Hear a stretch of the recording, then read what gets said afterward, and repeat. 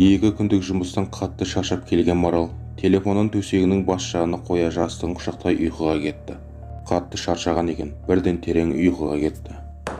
Қатты дүрсілдеген дыбыстан селт етіп оянған қыз жан-жағына көзін әрең сығалай ашып қараған еді. Ештеңе көрінбейді. Тек көшеден түсіп тұрған жарық болмаса, бөлме іші тас қараңғы күйде. Әлгі дауыс тым жақыннан тағы естілді. Жүрегі дүрсілдей кеткен қыз құрбысын шақыра бастады. Айым, бұл сен бе? Марал, не дейсің? Ұйықтап жатырсың ба? Иә да, сағатқа қарасайшы, саған не болды? Деп жастығын құшақтай теріс қарап жатты. Айым, үйде біреу бар ма? Бір дыбыстар шығуда. Қуасың я, Марал, кім болушы еді бұл үйде? Ешкім жоқ. Әр нәрсені қиялдамай ұйықташы болды. Маған таңертең жұмыс, деп көрпесін жамылып алды. Әлгі тықырлаған дыбыстан ұйқысы ашылып кеткен Марал енді көзін қанша жұмса да ұйқы шіркін келе қоймады. Қайдағы жоқ өткен шақтағы келеңсіз сәттер, қиналған, жылаған кездері есіне түсіп, терең күрсіне тағы аударылып жатты. Көзі ілініп кеткен екен, аяғының ауырсынғаны сезінгендей болды.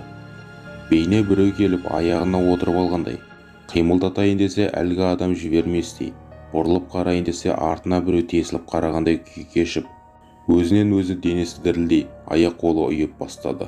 Қорқыныштан жүрегі тас төбесіне шығып, жарылып кетердей соғуда. Бар білген дұғасына отып, сөздерінен шатаса бастады. Кәлимамды айтсам бәлкім жіберер деп, ішінен айта бастаған еді. Әлгі адам тамағына жабысып, айтқызуға мүмкіндік бермей жатқандай.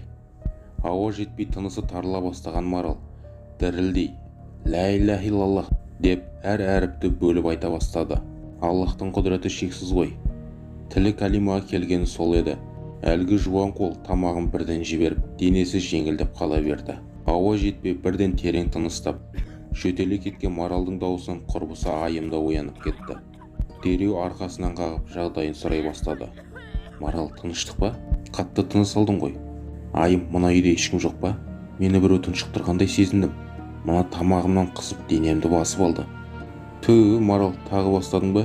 Саған не болған өзі? Ешкім жоқ. Неше күннен бері жалғыз өзім жатырмын ғой. Бар болса маған неге тиіспейді?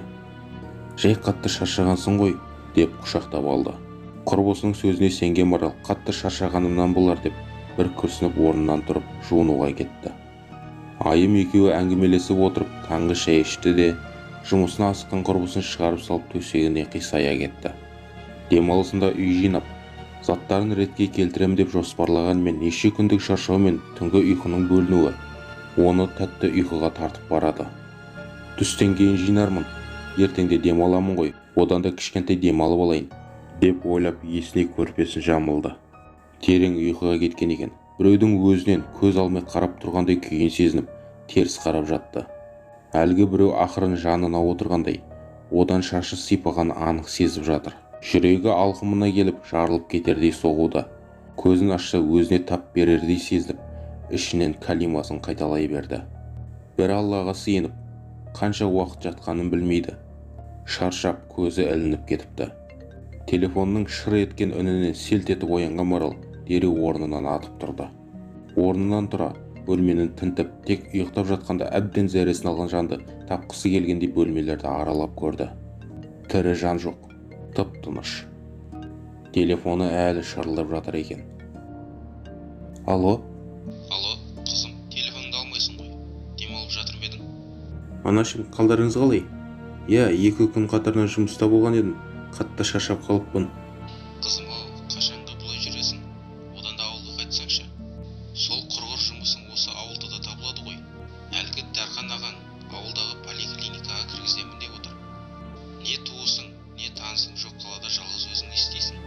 Деп анасы күндегідей ауылға қайтуын үгіттеп біраз әңгіме айтты. Жарайды. Көреміз. Бұйырса. Жарайды. Деп тек тыңдаған Марал көзінің қиығымен жан-жақты тінтіп жүр. Бір жағы заттарын да жинастырып, төсегін ауыстырайын деп қабын алып тастады. Қанша шаршап тұрса да, әлгі түсініксіз беймәлім жағдайлардан қатты қорыққан Марал қайта ұйқыға жата алмады. Кешке дейін заттарын жинастырып, бөлмесін толық тазалық жүргізіп алды. Тіпті пысықтық ұстап, дәмді асты дайындап қойды. Үнемі ұйқыдан көз ашпайтын құрбысының пысықтық ұстап, үй жинап, тамақ жасап қойғанын көрген Айым бірден таң қалды. Марал, бұл сен бе? Ыстығың жоқ па?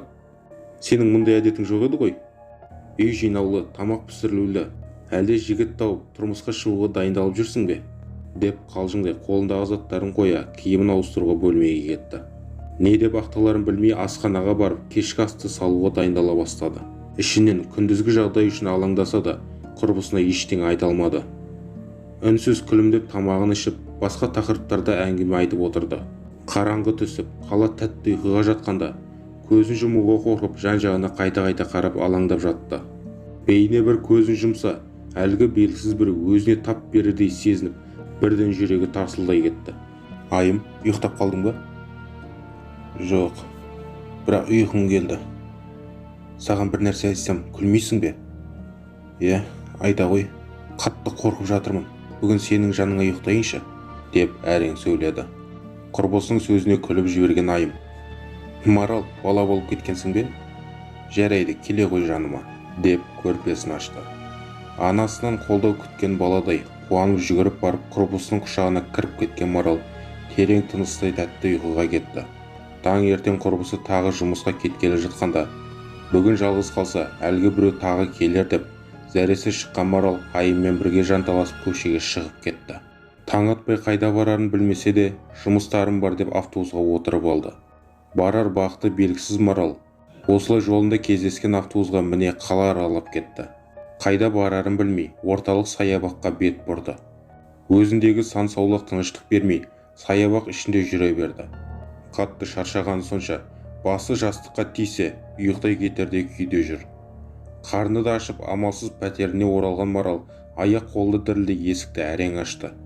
Ойын бөлмек болып телефонына еш тыныштық бермеді. Хабарласпайтын таныстарына дейін звондап, көңілін басқа жаққа ауғысы келді. Бірақ өзін қинаған сол жағдайды ешкімге айта алмады. Қашанғы телефонда сөйлесер дейсіз, қатты шаршап телефонда сөйлесіп жатып, көзі ілініп кетіпті. Тықыр еткен дыбыстан ұйқысы шайдай ашылды. Әлгі жан ақырын өзіне қозғалып келе жатқандай, аяқтың сенімді түрде басылған әр қадамын анық сезініп жатқан Марал оқыс қимылдауға қорқып, ұйықтап жатқан адам кейпінде жата берді. Әлгі аяқ дыбысы жанына келіп тоқтады. Салқын дем дәл шашының түбінен шықты. Шашынан ұстап иіскегендей, денесі ұйып, тілі күрмелен, ештеңе сөйлеуге шамасы келмеген Марал қорқа-қорқа жүрегі жарылардай күйде жатыр. Сәл қимылы өзін құрбан етердей сезініп, үнсіз әлгі жанды бақылауды жөн көрді. Шашынан ақырын иіскеп, жуан қолымен Маралдың маңдайынан сипағандай. Қолы ақырын беті арқылы мойнына қарай жылжи бастады. Саусағының ұшымен бетінен сипап, мойнынан ұстай бастағанда жүрегі қатты дүрсілдеген Марал бұлқынып қарсылық танытқысы келді. Орнынан атып тұрмақ болғанда, ол әрекеті сәтсіз болды. Денесі өзіне бағынбастай күйде, тынысы тарылып, өзіне ауа жетпей бара жатқан аяқ қолы тыпырлап, өмір үшін күресіп жатқанын сезсе де, еш қарсылық таныта алмады. Өзінің бұл әлемде жалғыз қалғанына өкіне, көзінен бір тамшы жас ағып барады. Марал, әлі ұйықтап жатырсың ба? Деген таныс дауыстан селт етіп оянған қыз орнынан атып тұрды. Жүгіріп барып айнаға қарады. Өзіне қайта-қайта қарап, шынымен тірі қалдым ба? Дегенде өз денесін қайта-қайта ұстап қояды. Айым, мен тірімін бе? Тірімін ғой, деп сандырақтай жөнелді. Қумаш сен қыз, тірі болмасаң бұлай тұрмас едің ғой. Саған не болған? 3 күннен бері біртүрлісің. Тыныштық па әйтеуір? Деп Айым шкафтан киімдерін ала бастады. Мен қорқамын Айым. Саған айта алмаған едім. Мені осы соңғы 3 күн болды. Біреу аңдып жүр. Осы үйдің ішінде. Деп көзі алаңдап жан-жағын іздей бастады. Кім болсаң да шық. Неге ешкім жоқта келесің? Батыр болсаң неге ояу кезде келмейсің? Ұйықтағанымды аңдып жүресің.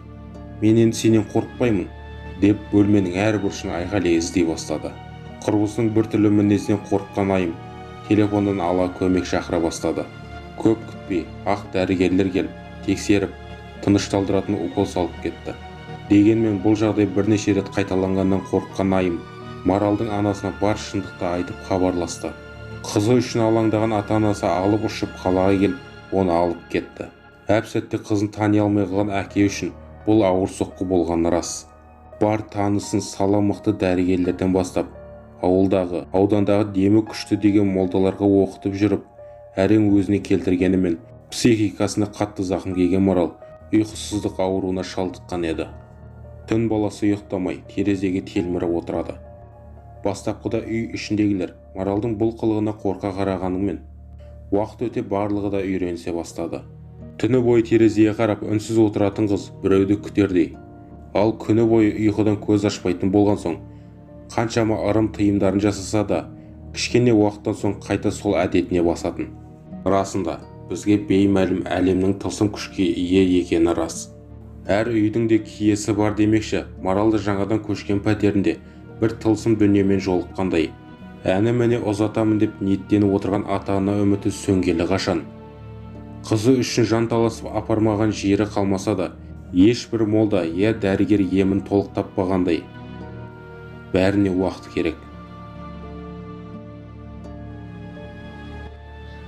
Каналға тіркеліп, лайк басуды ұмытпа бауырым.